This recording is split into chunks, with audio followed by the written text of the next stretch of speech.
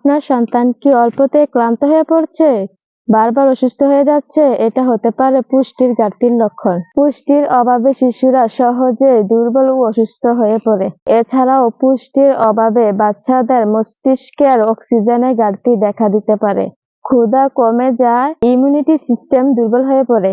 ফলাফল, আপনার সন্তান হয় দুর্বল, ক্লান্ত আর বারবার অসুস্থ।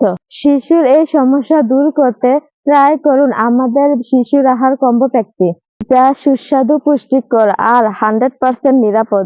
জিঙ্ক এবং প্রয়োজনীয় ভিটামিন, যা শিশুর শরীরে রক্ত তৈরি করে আর শক্তি বাড়াতে সাহায্য করে।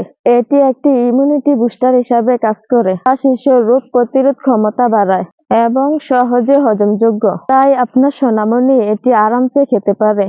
তাই আর দেরি না করে এক্ষুনি অর্ডার করুন সুস্বাদু ও পুষ্টিকর এই খাবারটি।